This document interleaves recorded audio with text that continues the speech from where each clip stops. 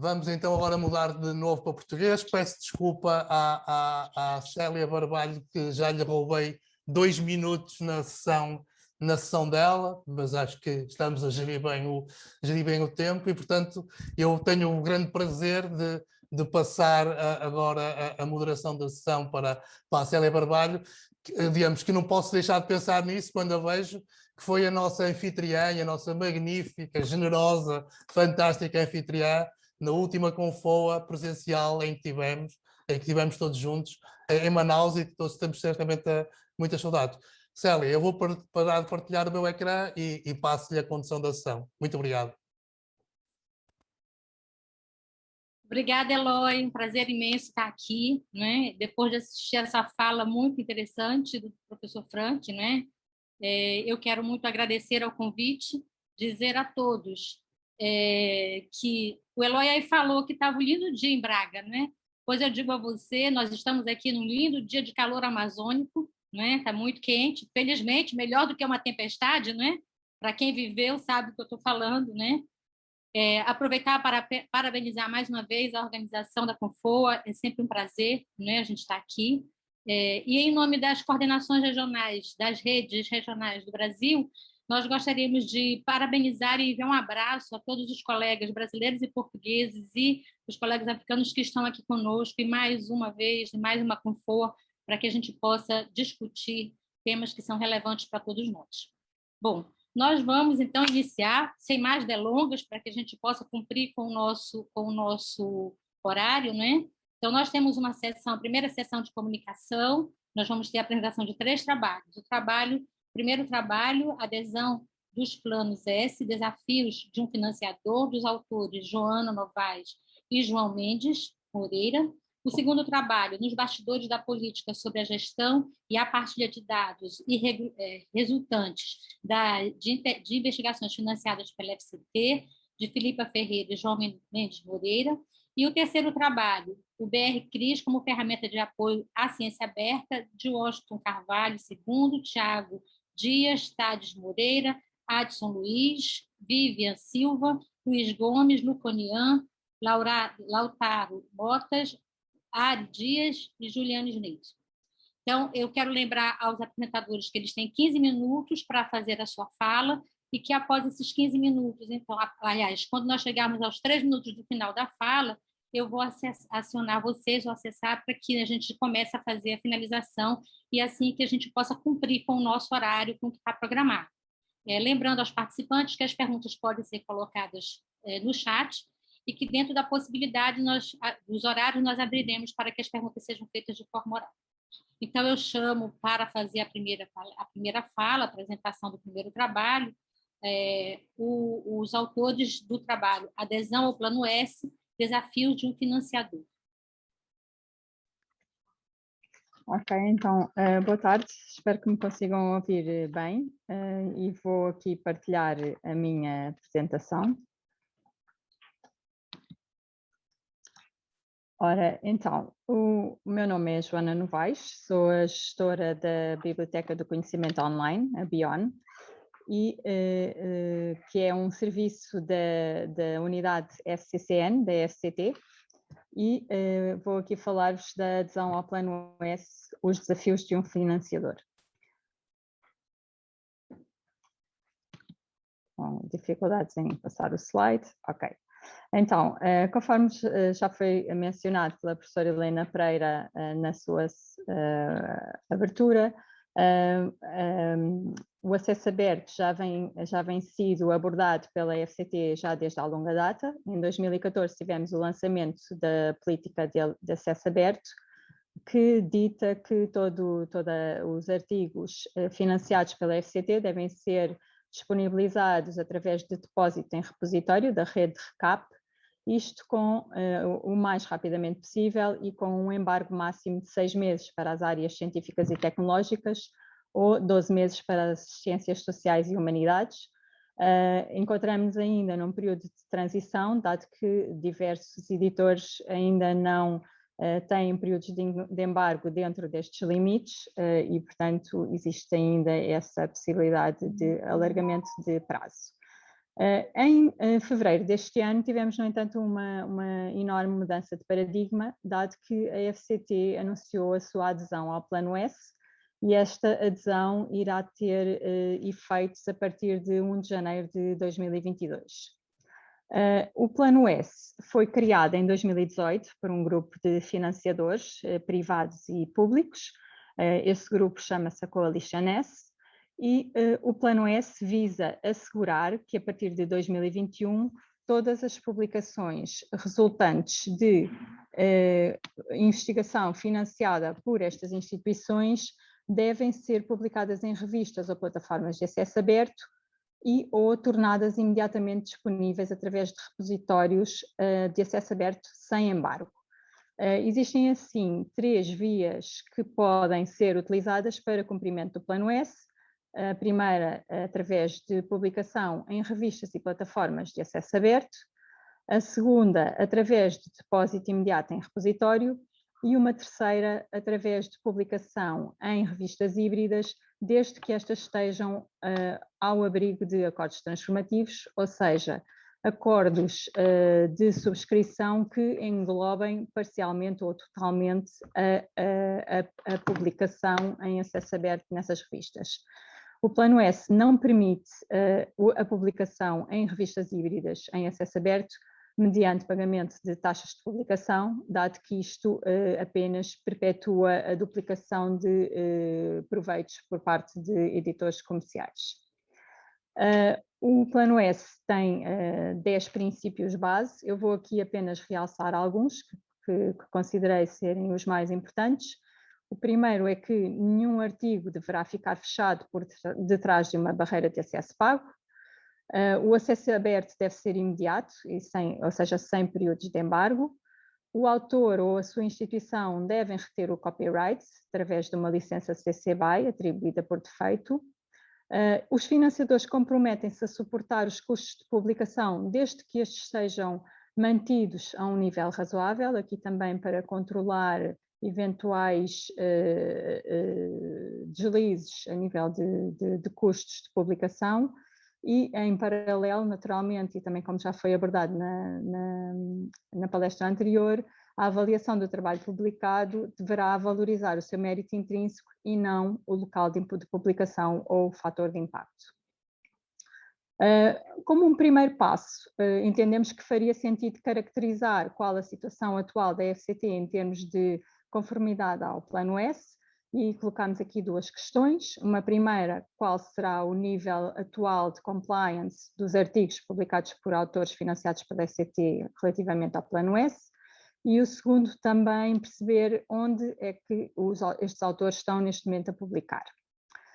Então, relativamente ao nível de compliance, fizemos um levantamento da Web of Science e enriquecemos esses dados com dados do One Paywall para perceber o status de acesso aberto de cada artigo, e vemos aqui que dos 8.400 artigos que foram identificados fazendo referência a financiamento por parte da FCT, temos aqui no espectro, num dos lados do espectro, temos 25% de artigos já em acesso aberto imediato, o dito Gold Open Access, ou GOA, e no lado oposto do espectro temos 53% de artigos que ainda se encontram publicados em revistas de acesso fechado e 3% em revistas híbridas que estão fora de acordos transformativos e, portanto, aqui 56% de artigos claramente em não conformidade com o Plano S.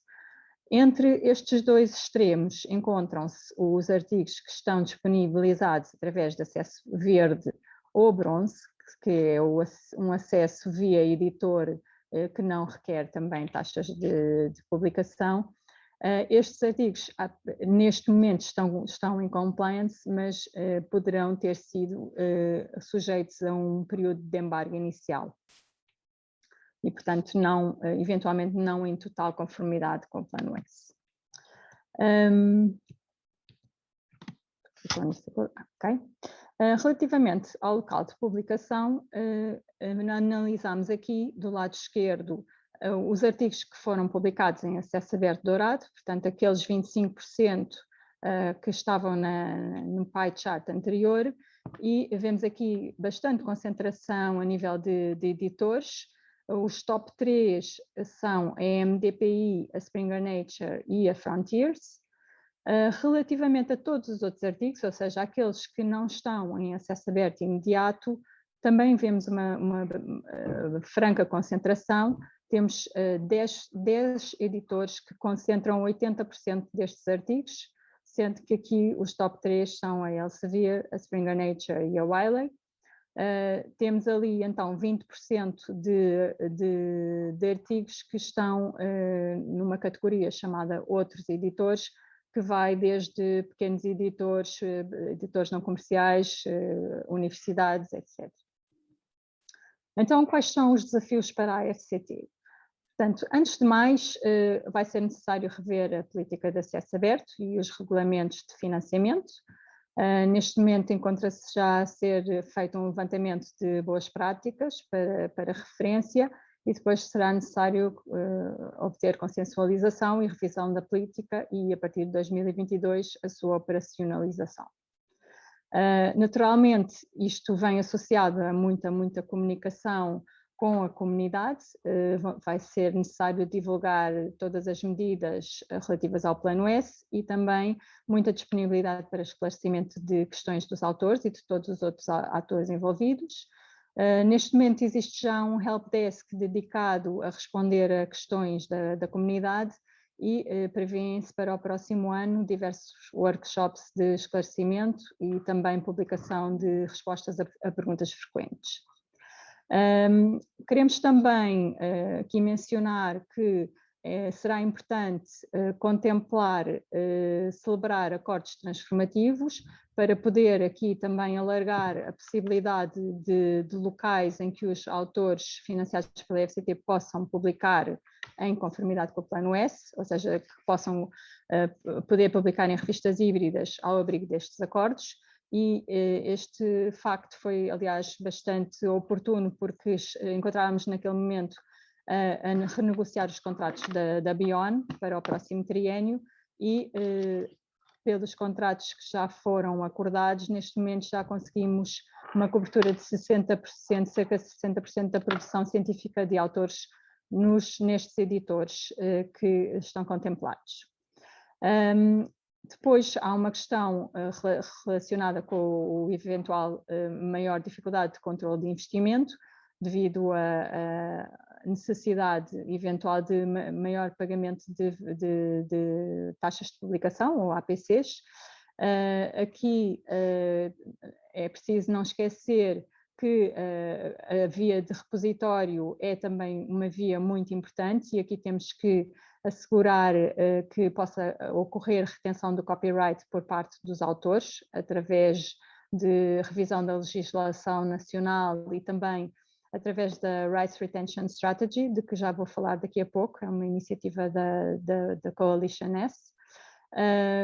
Será também importante desenvolver plataformas alternativas para poder haver outros locais de publicação e, eventualmente, recuperação de controle editorial em alguns casos.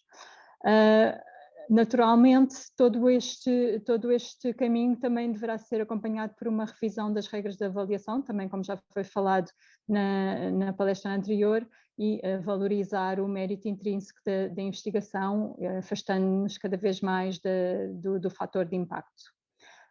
Aqui a FCT já se encontra ativamente envolvida em grupos que discutem esta temática de Research Assessment, nomeadamente na Coalition S e também a nível da União Europeia.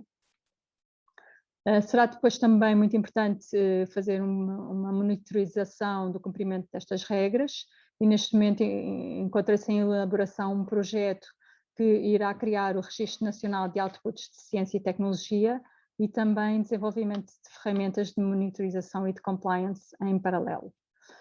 E por último, assegurar locais de publicação alternativos que cumpram o Plano S e, sobretudo, assegurar que todas as áreas disciplinares estão asseguradas. Aqui temos já o PABIN, com a CIEL e a SARC, mas será também interessante considerar eventualmente o desenvolvimento de uma plataforma semelhante ao Open Research Europe, o OR, ou algo semelhante. Depois temos também naturalmente desafios para os autores, e eu aqui vou destacar 2 grandes desafios.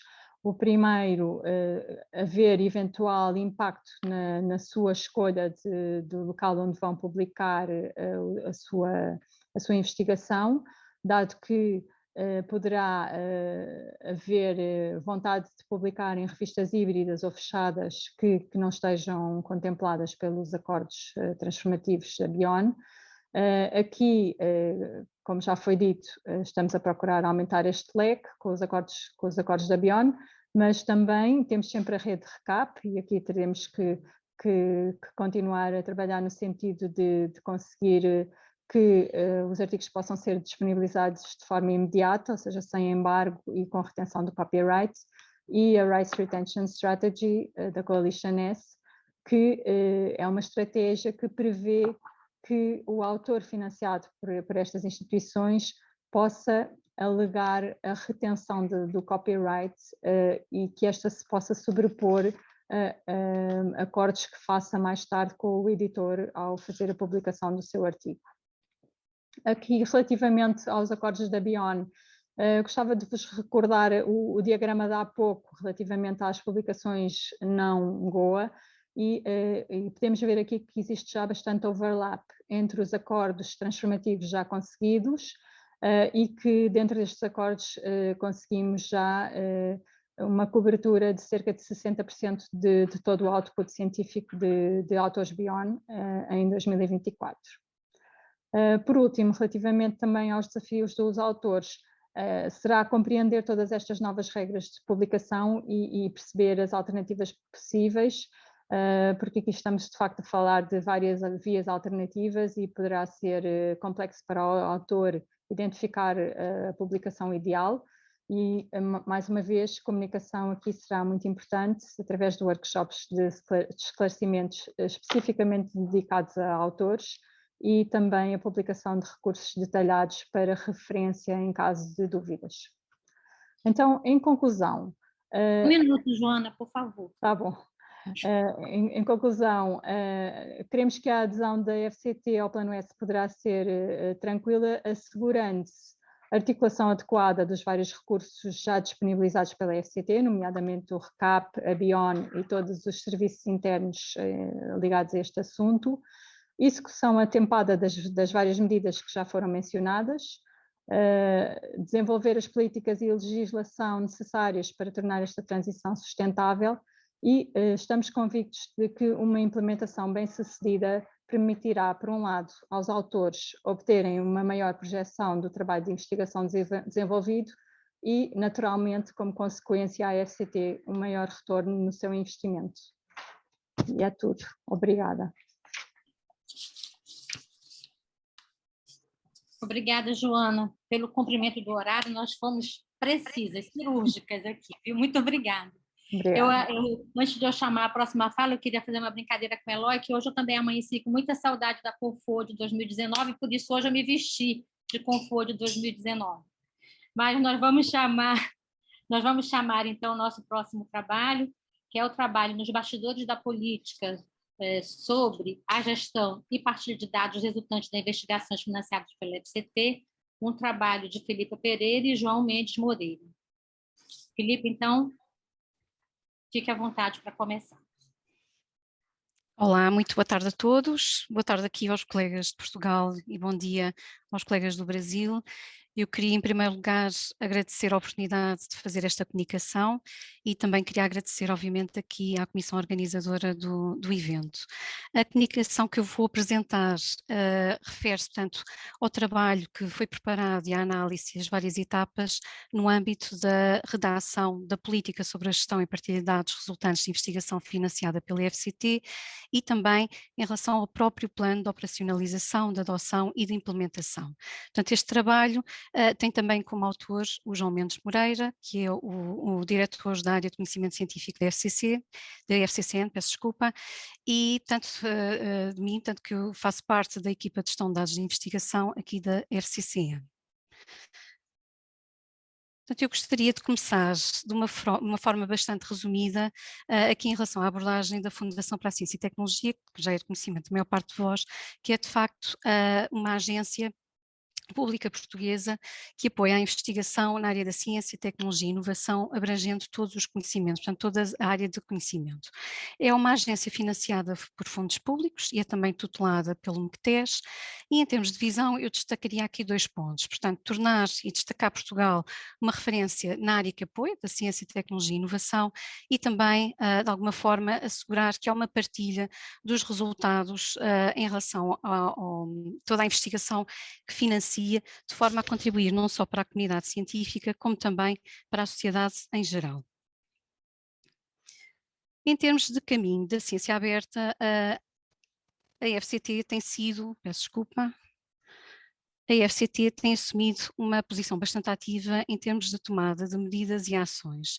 E eu destaquei aqui alguns pontos que acho que são relevantes, nomeadamente em relação à obrigatoriedade do depósito das teses e dissertações num repositório integrante da rede de RECAP, portanto, o que está previsto no Decreto-Lei de 2013.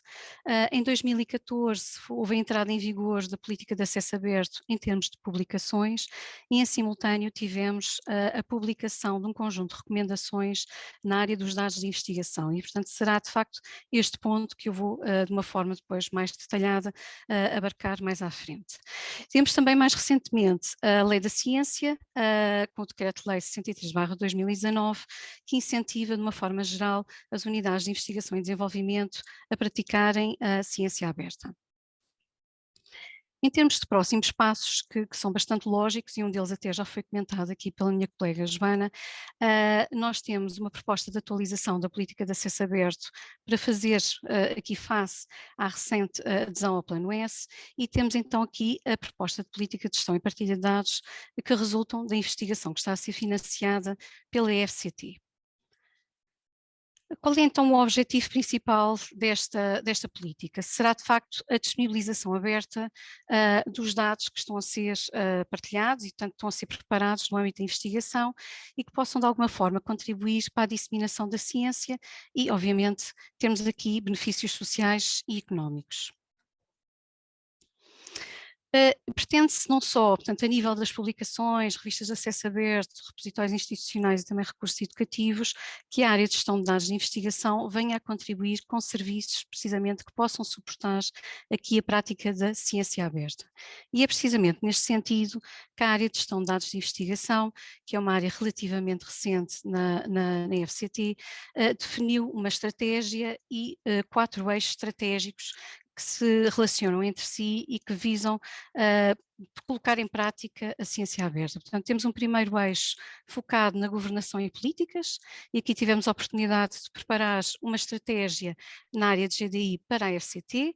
Pretendemos também, precisamente, apresentar uma política de dados de investigação em termos de gestão e partilha. Depois temos o eixo das infraestruturas e serviços, onde pretendemos providenciar à comunidade serviços que possam suportar os requisitos da política que nós já vamos ver à frente.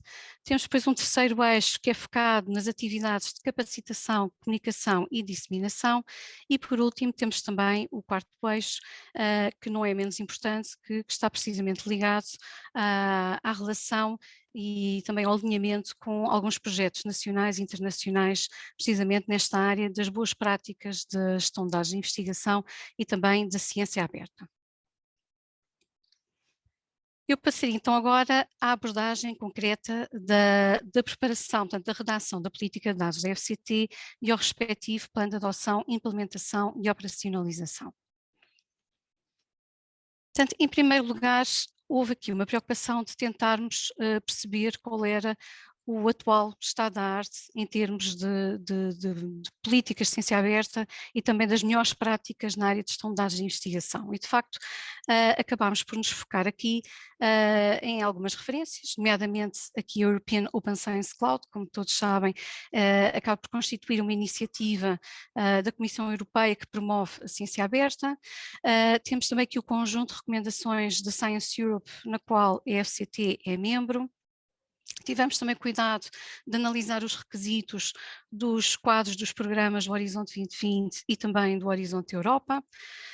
Tivemos em conta precisamente também a Lei da Ciência e tivemos também de dar uma vista de olhos aos princípios orientadores de implementação para a prática de uma ciência aberta e mais recentemente também aqui um conjunto de recomendações da OCDE em relação à gestão e partilha de dados que são financiados com fundos públicos.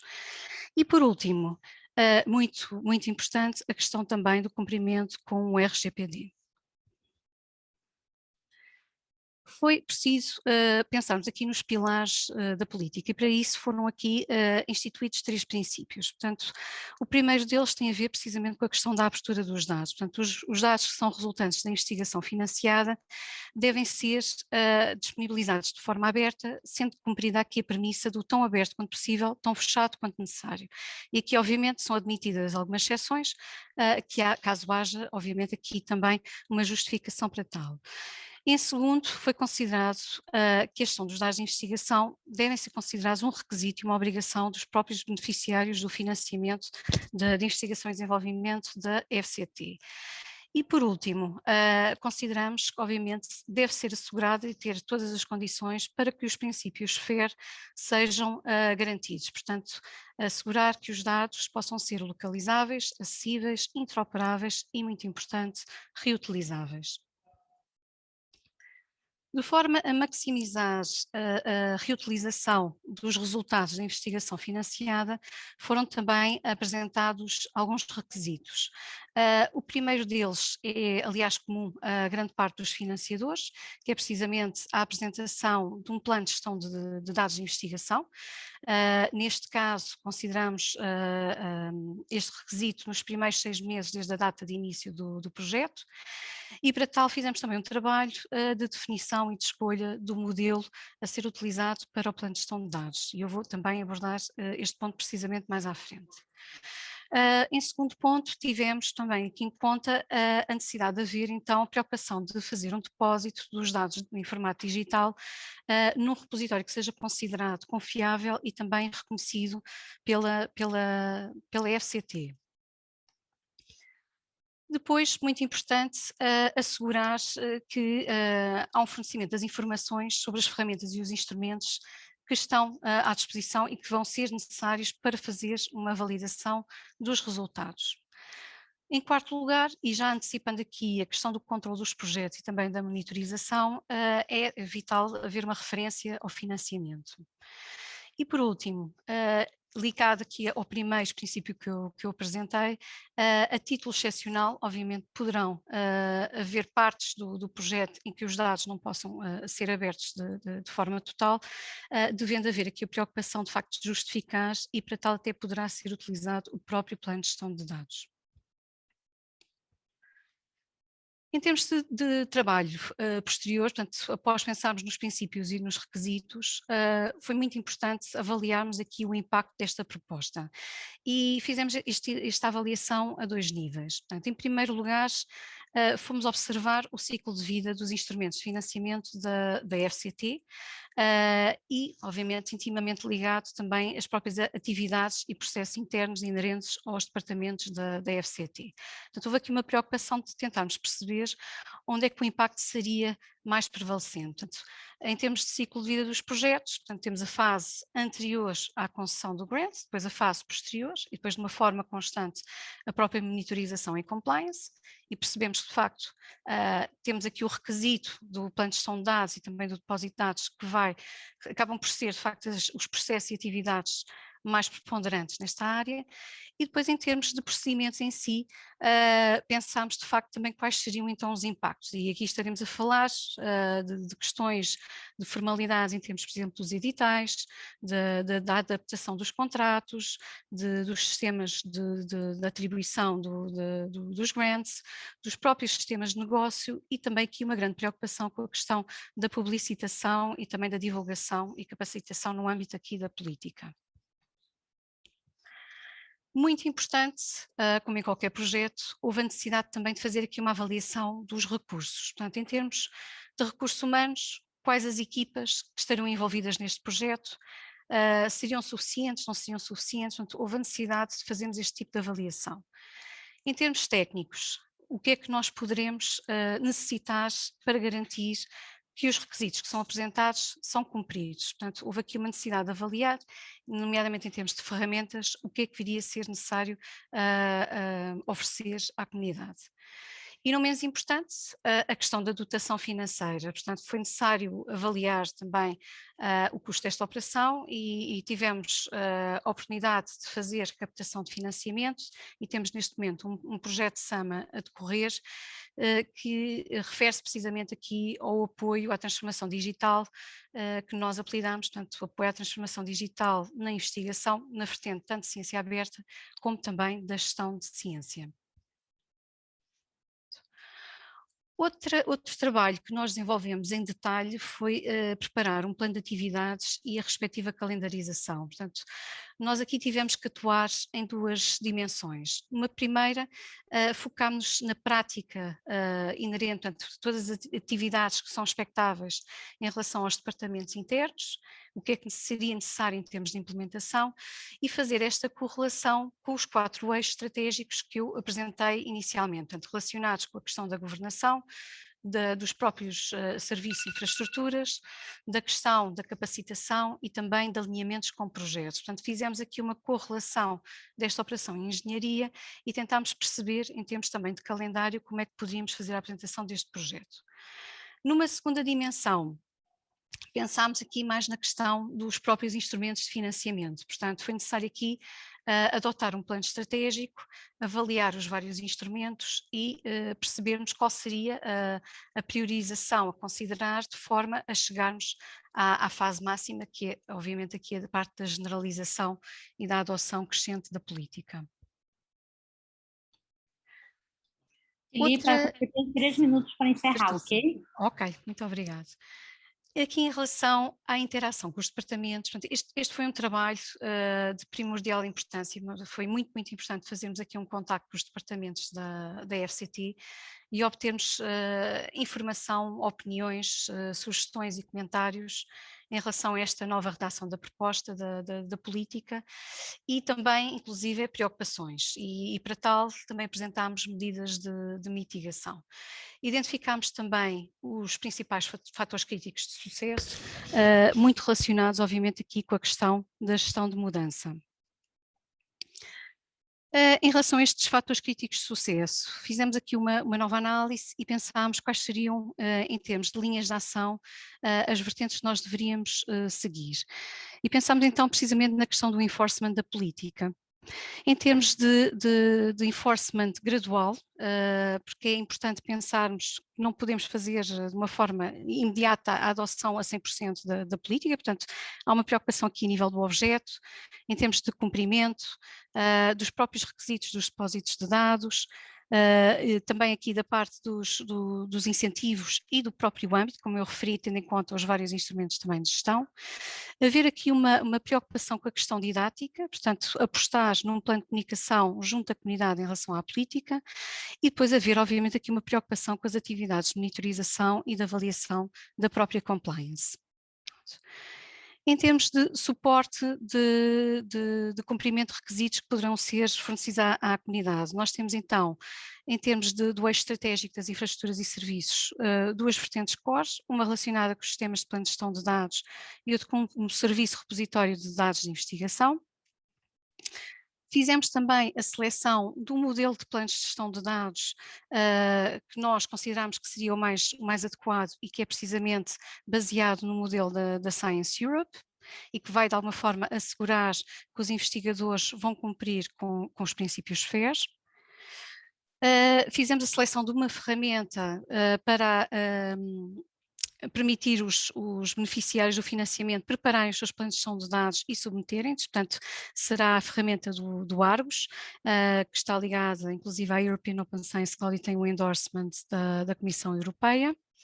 E depois em termos dos repositórios de dados de investigação, nós temos aqui como critérios base a transmissão da informação sobre quais são os critérios necessários para que os repositórios de dados de investigação sejam de facto considerados confiáveis e pretendemos, numa base frequente, fazer uma atualização da lista destes critérios. Também aqui nesta vertente iremos ter, portanto, um serviço do repositório de dados de investigação que permita de facto aos investigadores fazerem depois o depósito dos seus dados de forma segura. Portanto, concluindo, nós conseguimos preparar 2 entregáveis, portanto, uma política de gestão e partilha de dados com princípios e requisitos gerais estabelecidos.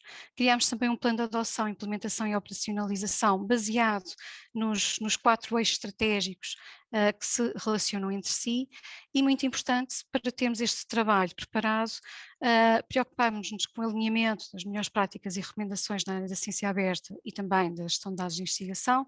Envolvemos os vários stakeholders do processo, avaliámos e identificámos os fatores críticos de sucesso e estabelecemos aqui um enforcement tanto gradual como didático e também focado na questão da monitorização.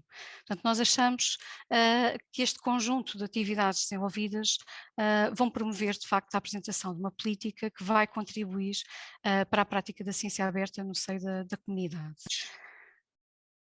Antes de terminar, eu queria só fazer, só dois segundos, queria só fazer aqui uma referência muito importante à colaboração da Universidade do Minho neste trabalho, em particular à colaboração do Dr. Eloy, que foi de facto aqui uma ajuda preciosa na preparação da redação da política e também na análise e no enquadramento da mesma. Muito obrigada a todos.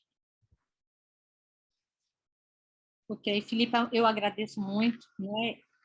O trabalho é muito interessante, eu gostaria de poder ouvi-la muito mais, mas infelizmente nós temos um prazo, né? Claro, então, claro. Para a gente não atrasar mais, eu vou já chamar o próximo trabalho, o BR-CRIS como ferramenta de apoio à ciência aberta, e um dos seus autores para que ele possa fazer a apresentação do trabalho. Olá, Célia, tudo bom? Obrigado. Olá, por fazer Rocha. a apresentação. Tudo bem? Prazer, tudo. Tudo jóia. Bom, vou direto à apresentação, acho que minha tela já está compartilhada. Então, bom, primeiramente queria agradecer muito a oportunidade de poder apresentar esse trabalho, que intitulado, né, o BR-CRIS com ferramentas de apoio à ciência aberta. Meu nome é Washington II, eu trabalho no IBICT, né, coordenando uma área de tratamento, análise e disseminação de informação científica dentro do IBICT, né? E uma área principalmente voltada para a ciência aberta. Então, assim, rapidamente, um sumário do que eu vou apresentar. Vou falar um pouquinho sobre a parceria para o governo aberto, que está acontecendo agora. Algumas entidades desse ecossistema que formam o BR-CRIS, a arquitetura desse ecossistema, né? Alguns softwares que a gente está utilizando já para visualizar e recuperar as informações do BR-CRIS, né? O modelo semântico que esse sistema adotou e quais são as frentes de ação que a gente tem dentro do BR-CRIS, né? E depois algumas conclusões. Bom, o BR-CRIS, então, é intitulado O Ecossistema da Pesquisa Brasileira, mas diria Pesquisa Científica Brasileira.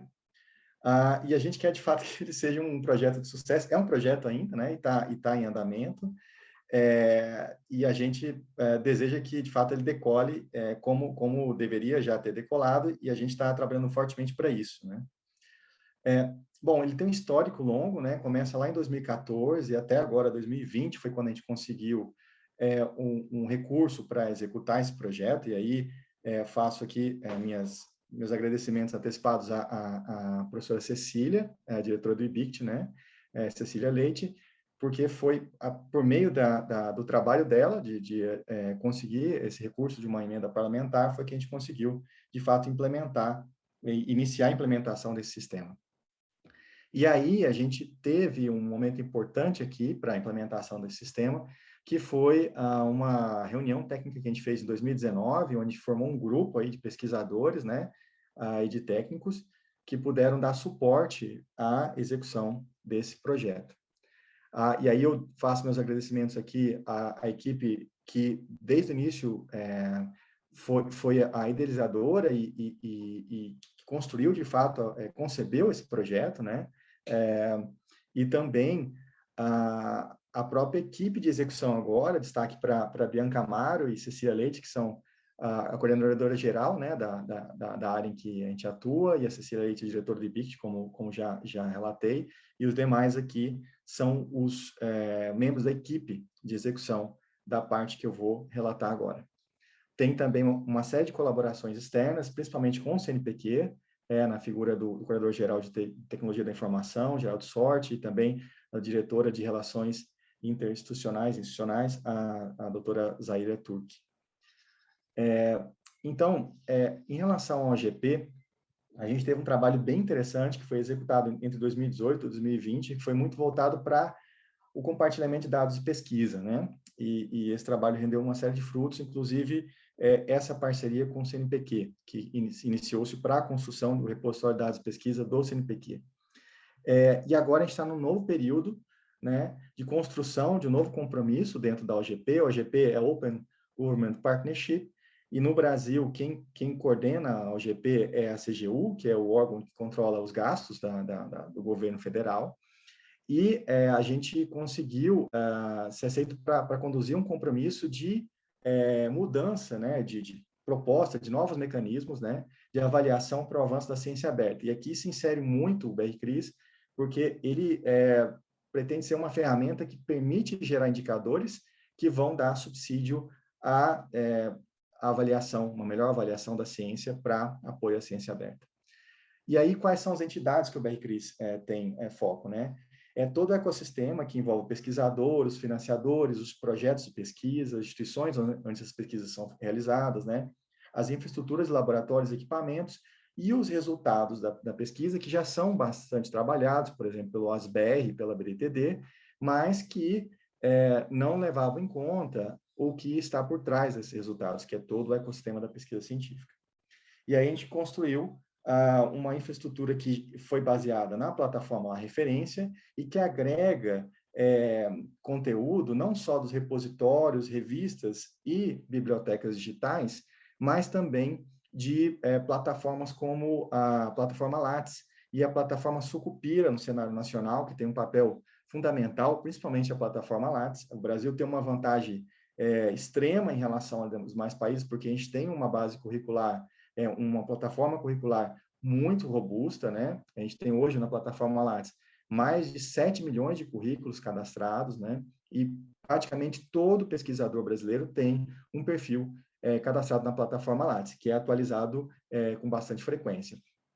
Depois a gente tem uma série de bases, incluindo as que o IBICT já coordena, né? Que é o ASBR, a BNTD, e outras internacionais, como a SpaceNet de patentes, o PNR, o SearchGraph, que é uma base muito robusta, e o Wikidata, Open Citations e por aí vai. Uma vez agregada essa informação dentro da plataforma La Referência, a gente consegue exportá-la para diferentes janelas, por assim dizer, de visualização, de comunicação com outros sistemas, né, como as APIs e uma API aqui em Sparkle, e também o que é mais importante para o público em geral é a visualização desses dados agregados, né, que podem ser acessados via dashboards, indicadores, painéis de indicadores, né, e também um sistema de recuperação sob grafos que é o Vivo, que é um software livre também, mantido pela mesma organização que mantém o DSpace. Aqui é só uma carinha do Vivo de teste que a gente está utilizando. Aqui a gente mostra aqui um perfil de uma pesquisadora da área de saúde, né? E a gente consegue facilmente ver a rede de colaboração dessa pesquisadora e acessar os diferentes pesquisadores que estão dentro dessa rede. Também a gente consegue visualizar quais são as áreas de atuação dessa pesquisadora pelos periódicos, né? Pelas revistas científicas onde ela publica, quais são as áreas dessas revistas. E depois a gente consegue construir os painéis, que são construídos com uma ferramenta chamada Kibana, que trabalha em cima de um outro motor de busca chamado Elasticsearch, né? Então, aqui é um dashboard de revistas que a gente já construiu, revistas científicas brasileiras. A gente tem também um para teses e dissertações, e um quarto aqui, que foi um teste mais robusto, com um conjunto chamado DOI-Boost, que é provido pela OpenAir, que a gente conseguiu aqui, de fato, indexar 108 milhões de documentos e a gente testou, de fato, a robustez dessa arquitetura que a gente está adotando. A gente também pretende ainda implementar visualização automática de redes de colaboração. Então, por exemplo, um nó dessa rede aqui, um desses pontinhos, desses círculos, seria um pesquisador que colabora com os demais, e aí a gente consegue identificar quem são os pesquisadores centrais nessa rede, para identificar especialistas, né? Vou falar um pouquinho disso adiante.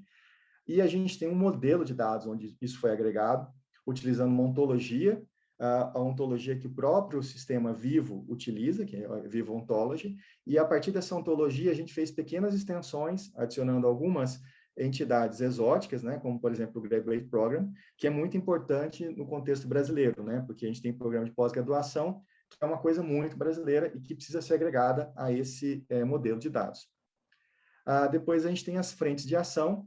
Então, a gente tem uma frente voltada para revistas científicas e a avaliação dessas revistas, novas métricas e um sistema de recomendação de revistas para quem deseja publicar um artigo e não sabe onde, né? De acordo com parâmetros, por exemplo, como H5, como se a revista publica em inglês, português, os idiomas, né? Quais são o APC que essa revista cobra, enfim, uma série de variáveis aí que a gente conseguiu coletar de várias fontes.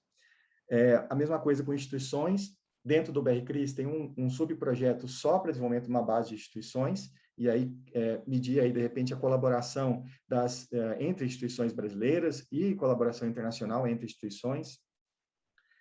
A questão das pessoas, que aí são os pesquisadores, as equipes dos projetos, né? E por aí a gente consegue identificar especialistas, consegue verificar quem são os colaboradores de determinada linha de pesquisa, e por aí vai. Depois também tem a questão dos projetos e mapear a relação entre o financiamento e o resultado, é um ponto bastante importante. Temos os artigos, teses, dissertações, livros, capítulos de livro, que aqui servem para certificar a informação declarada no Lattes, principalmente, né? E também para ajudar o populamento dos repositórios e bibliotecas digitais brasileiras, né? Temos, por final, as patentes, por final não, antes do final, as patentes, e nas patentes é muito importante porque é um recurso que é um pouco negligenciado como resultado, e é muito importante salientar que as patentes podem ser reaproveitadas, o que a gente chama de inovação frugal, né? Principalmente aquelas que não são protegidas em solo nacional, né? Inclusive para fins comerciais. Depois também a gente tem a questão dos índices de valoração de patentes, ver quais patentes são mais valiosas que outras, com base, por exemplo, se ela é protegida, se ela tem uma família, se ela pertence a uma família que é protegida na Europa, Estados Unidos e Japão, é uma patente um pouquinho mais valiosa. E, por final, os dados de pesquisa, que não menos importantes, tem uma frente muito importante do IBIT que trabalha nessa parte. E o que a gente quer fazer com dados de pesquisa? Melhorar a curadoria da descrição desses conjuntos de dados e também fazer a recuperação automática de conjuntos de dados que são depositados fora do Brasil para serem depositados em repositórios brasileiros, agora criados em solo nacional. Então, a gente fez uma ferramenta que permite mapear a conexão entre publicações e conjuntos de dados, tá? Por exemplo, na questão do conjunto de pesquisadores produtividade 1A do CNPq, a gente mapeou 13 mil datasets, tá? Esses 13 mil datasets, eles são divididos em várias áreas e todos estão espalhados mundo afora e podem ser depositados em repositórios brasileiros, né? Mas aí é um ponto de partida para que outros pesquisadores vejam a necessidade de você ter esses conjuntos de dados organizados em um só local, numa só rede, que agora pode ser recuperada pelo ASBR, para que isso impulsione o compartilhamento de dados de pesquisadores brasileiros em repositórios brasileiros.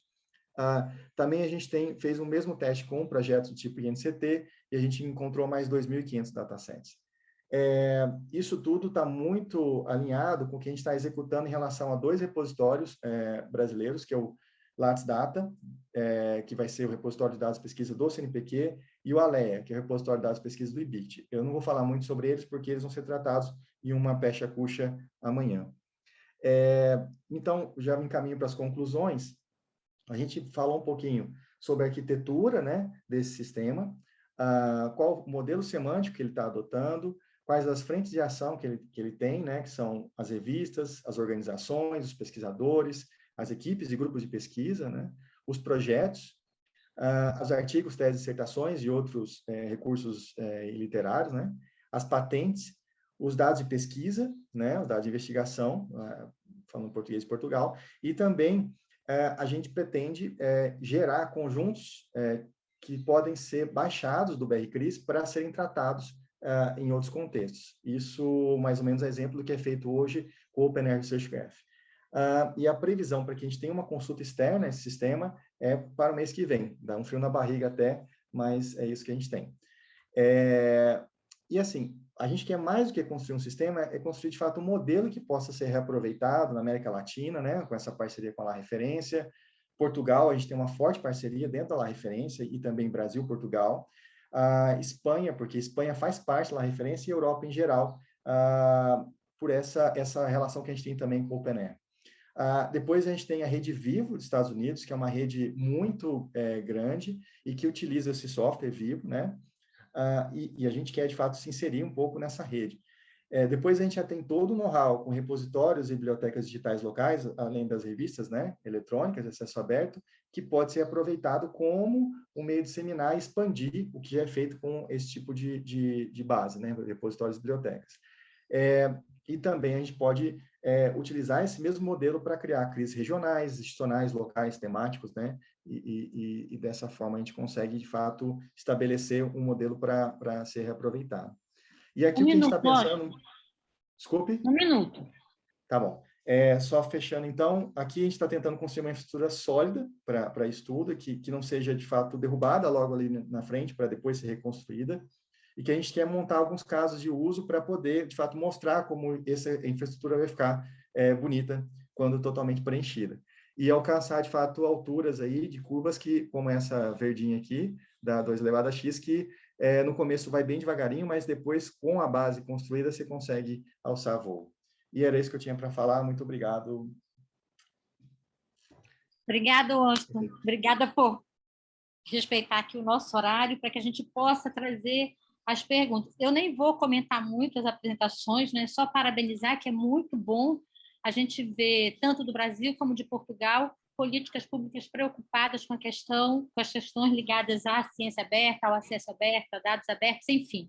Eu acho que isso é muito, muito, muito bom. Nós temos aqui no chat algumas perguntas, então eu vou passar as perguntas. Peço, por favor, que vocês procurem sintetizar para que a gente possa cumprir aqui o nosso horário, tá? Deixa eu voltar aqui para as perguntas. Então, eu tenho 2 perguntas aqui para a Joana. Eu vou fazer as 2 perguntas, Joana, não sei se você está lendo aí pelo chat, né? Mas eu vou fazer aqui as 2 perguntas e peço que você, se for possível, que coloque as respostas nas 2 perguntas, ok? Então, a primeira pergunta é: um periódico de acesso fechado, mas que permite aos autores cadastrar a versão pós-print em repositório público imediatamente e sem embargo após a publicação oficial, está de acordo com o Plano S? Essa é a primeira pergunta. A segunda pergunta: fiquei com uma dúvida. Com a implementação do Plano S, o depósito em repositório mantém-se como requisito obrigatório, mesmo que a publicação seja feita diretamente em meios de acesso aberto? Ok, então eu vou tentar responder rapidamente às 2 questões. Relativamente ao depósito de artigos que tenham sido publicados em acesso aberto, este continua a ser obrigatório ser depositado em repositório. Relativamente à primeira pergunta, se um artigo um artigo pós-print, ou seja, o dito manuscrito aceite após revisão dos pares, se ao ser disponibilizado em repositório de modo imediato, se está em conformidade com o Plano S, estará se o autor conservar o seu copyright desse manuscrito. Caso contrário, não estará em conformidade. Okay? Não sei se esclareci tudo, espero que sim. Tá, então eu vou passar. Obrigada também, Joana, pela a resposta assim curtinha, para a gente poder aproveitar bem o tempo que a gente ainda tem aqui para debater. Para o Felipe, então, nós temos uma pergunta. quanto o financiamento público é importante para a implementação do plano. Como contornar cortes em ciência em todos os que temos sofrido no Brasil? Ok, muito obrigada, Luciano, pela questão que colocou. Peço desculpa, só aqui pedir à colega para fazer mute. Ok, obrigada. Peço desculpa que nós estamos a partilhar a mesma sala e estava a ser complicado. Estava eu a dizer, então, que em relação à questão colocada pelo Luciano, nós, pelo que eu expliquei, nós fizemos a captação de um financiamento, portanto tivemos a avaliar de acordo com o plano de atividades que necessitaríamos para fazer já a adoção e implementação da proposta e de facto recorremos a um financiamento público, que é o projeto SAMA. Tentámos inicialmente até focar-nos na área de gestão de dados de investigação, mas até conseguimos depois maximizar esse investimento e ter aqui a vertente não só da ciência aberta, como também da própria gestão de ciência. Portanto, eu diria aqui, nós sabemos que obviamente a situação é complexa em termos de financiamento da ciência, aqui em nível nacional também temos questões desse nível. Aqui eu acho que o ponto-chave é de facto maximizar e tentar ter o maior retorno possível do investimento. E aqui podemos pensar, por exemplo, em termos de infraestruturas e serviços, em muitas ferramentas que existem, que são, por exemplo, open source e que podem ser aqui um bom ponto de partida. Ok. Obrigada, Filipa. Washington, nós temos aqui uma pergunta para você, né? Excelente iniciativa, reunir dados é a primeira ação para poder analisar a essa fase inicial, já está incrível. A pergunta: li em algum lugar que a próxima etapa seria captar mais recursos para continuar o trabalho nos subprojetos integrantes do BR-CRIS. Como você analisa o impacto das políticas atuais do governo brasileiro no futuro do projeto? B. 2. A plataforma está sendo desenvolvida de forma abstrata, de modo a permitir a parceria e recursos de outros países? 3. Já estão buscando parcerias? Então, na verdade, aqui nós temos 3 perguntas em um. Tá, joia. Eu vou fazer na sequência aqui, então, respondendo a primeira. De fato, a escassez de recursos quase sempre é um problema, né? Mas a gente já está buscando, agora respondendo as próximas perguntas, né? A gente já está buscando parcerias, né? Para pensar assim, que recurso não é só recurso financeiro também, né? Tem recurso humano. Então, é de interesse já de algumas instituições fazer parceria com a gente para continuar desenvolvendo o BR-CRIS, né? A partir de novembro. E a gente também está buscando recurso financeiro. Há a perspectiva de que a gente vai conseguir esses recursos, mas ainda o recurso não chegou ainda. Então, só a perspectiva não resolve, né? Fala assim, o recurso financeiro. Agora, o recurso de parceria, de mão de obra, a gente já está praticamente certo que vai ter. Então, a gente está aberto a parcerias, inclusive com outros países já existem parcerias, a gente já tá trabalhando nesse sentido. E, se você tiver interesse também, a gente pode conversar e ver de que forma a gente pode colaborar para que a instituição faça aportes no sentido de ajudar a gente com mão de obra e a gente responda para a instituição com a organização dos dados dela, com os relatórios e tudo mais. É mais ou menos nesse sentido que a gente tenta fazer as parcerias. E obrigado pela parabenização.